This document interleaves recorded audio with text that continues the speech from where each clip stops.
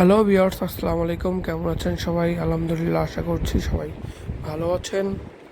আপনাদের দোয়ায় 4,000 কিলো আজকে সম্পূর্ণ হইল। এই জন্য আজকে একটি অনারশিপ রিভিউ দিব, কী কী ভালো দিক এবং কী কী খারাপ দিক আমার টিভিএস রাইডারে আমি এই 4,000 কিলোর মধ্যে পাইছি, সব আপনাদের সঙ্গে শেয়ার করব। আশা করছি সবাই আমার ভিডিওটি না টেনে পুরো ভিডিওটি দেখবেন, সঙ্গেই থাকুন। Let's go blog.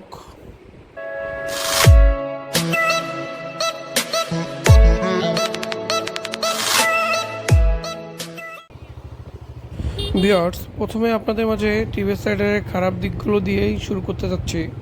প্রথমে 1 নম্বর খারাপ দিক হচ্ছে টিভিএস রাইডারের ক্লাস। এর ক্লাস এত পরিমাণ টাইট যে আপনাদের হাত ব্যথা অবশ্যই হবে।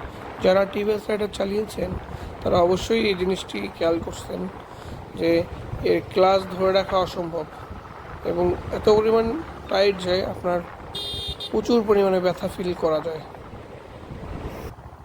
এবার 2 নম্বর খারাপ দিকটা হচ্ছে গাড়ির রানিং অবস্থা গাড়ি স্টার্ট বন্ধ হয়ে যায়।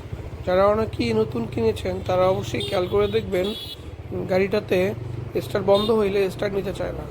এটার কারণ হচ্ছে নতুন অবস্থা আরপিএমটা অ্যাডজাস্ট হয় না। অবশ্য আপনার ফার্স্ট সার্ভিস নেওয়ার পরে এটা অ্যাডজাস্ট করে নেবেন, এতে করে আপনার এই প্রবলেম থেকে মুক্তি পাবেন। এটা অনেক বড় একটা জ্বালা। রানিং অবস্থায় বা জ্যামের মধ্যে যদি রাস্তা একবার স্টার্ট বন্ধ হয়, স্টার্ট নিতে চান, অনেক কষ্টকর একটি বিষয়। এবার 3 নম্বর খারাপ দিকটি আপনাদের মাঝে শেয়ার করব। 3 নম্বর খারাপ দিকটা হচ্ছে গাড়ি যদি আপনার কোনো স্পিড ব্রেকার বা উঁচু নিচু জায়গায় নিয়ে যান, যদি আপনার এই গাড়ির স্পিড 10-এর উপরে থাকে তাহলে আপনার ডাবল স্ট্যান্ডে ঘষা খাবে। অবশ্যই এই বিষয়টি খেয়াল করে দেখবেন। এতে ভয় পাওয়ার কিছু নয়, তবে ড্রাইভ স্লোলি করাই বেটার। স্পিড ব্রেকার দেখলেই স্লো করে ফেলবেন, এটাই সব থেকে বুদ্ধিমানের কাজ। এতে করে আপনার গাড়ি কোনো সমস্যা হবে না। এবার 4 নম্বর খারাপ দিকটি আপনাদের মধ্যে শেয়ার করব, এটা সবার জন্য ইম্পর্টেন্ট। 4 নম্বর খারাপ দিকটি হচ্ছে গাড়ির ফুয়েল। 1 লিটারে আপনি কত কিলো পাচ্ছেন, কত কিলো গাড়ি চালাতে পারছেন।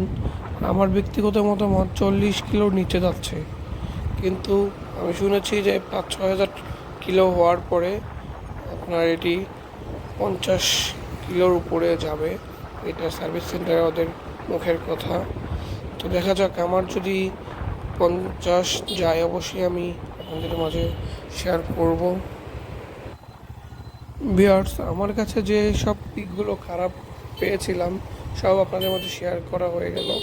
এবার ভালো দিকগুলো শেয়ার করব। অবশ্যই ভিডিওটি ভালোভাবে দেখবেন এবং শুনবেন, আপনাদের উপকারে আসবে। যারা নতুন টিভিএস রাইডার কিনবেন তাদের জন্য অনেক হেল্পফুল হবে। ভিউয়ার্স, টিভিএস রাইডার 125টি কেনার মূল কারণ ছিল গাড়িটির লুকস এবং digital meter, CBS braking system এবং মনোসব সাসপেনশন। যা আমার যা পছন্দ ছিল সব কিছু এই বাইকটির মধ্যে আমি পেয়েছিলাম, যা একটি বাইকারের জন্য অবশ্যই ভালো লাগার বিষয় যে এত কম বাজেটে আপনার মনের মতো সব কিছুই এই গাড়িটিতে আপনি পেয়ে যাবেন। ভিউয়ার্স, টিভিএস রাইডার গাড়িটির এলইডি লাইট এক কথায় MT-15-এর ছোটো ভাই। দ্বিতীয়ত double seat ready pick up, যা আপনাকে অনেক সুবিধা দিয়ে থাকবে। এবং কি এই গাড়িটি নিয়ে আমি একটি লং ট্যুর দিয়েছিলাম। এই লং ট্যুর ছিল আমার গাড়িতে যখন 300 কিলোমিটার ছিল তখনই। আলহামদুলিল্লাহ, লং ট্যুরে অনেক ভালোভাবে সফল হতে পেরেছি। আমার কোনো রকম কোনো অসুবিধা হয়নি এবং ভালো সাপোর্ট পেয়েছি। প্রায় 300 কিলোর মতো একটা লং ট্যুর দিয়েছিলাম। যাওয়া আসা টোটাল 600 কিলো ছিল। এবং এই লং ট্যুরের মধ্যে আমি একটা জিনিস কনফার্ম হয়েছি যে যে কোনো বাংলাদেশের যে কোনো প্রান্তে আমি টিভিএস রাইডার নিয়ে রাইড করতে পারবো। যে পরিমাণ পারফরমেন্স আমি পাইছি টিভিএস রাইডার থেকে, এতে করে আপনারা চোখ বন্ধ করে টিভিএস রাইডার গাড়িটি কিনতে পারেন। গাড়িটি এই দামে বলবো যে এটি সেরা। 125 সিসির মধ্যে বাংলাদেশের মধ্যে এই বাজেটে এটি সেরা গাড়ি। আপনারা চোখ বন্ধ করে কিনতে পারেন যারা কিনতে চাচ্ছেন। হ্যালো ভিউয়ার্স, এই ভিডিওটির মাধ্যমে বাইকটির খারাপ দিক এবং ভালো দিকগুলো আপনাদের মাঝে শেয়ার করলাম। জানি না কেমন হইল ভিডিওটি, অবশ্যই কমেন্ট করে জানাবেন, লাইক করবেন। যারা নতুন অবশ্যই চ্যানেলটি সাবস্ক্রাইব করে পাশে থাকা বেল আইকনটি বাজিয়ে দিবেন। ভিউয়ার্স, আজকের মতো এখানে বিদায় নিচ্ছি। সবাই ভালো থাকবেন, সুস্থ থাকবেন। অবশ্যই পরবর্তী ভিডিও দেখার জন্য আমন্ত্রণ রইল আমার চ্যানেলে। সবাই চ্যানেলটি সাবস্ক্রাইব করে পাশে থাকা বেল আইকনটি বাজিয়ে দিবেন। আল্লাহ হাফেজ। আজকের মতো এখানেই বিদায়। আসসালামু আলাইকুম। Let's go blog.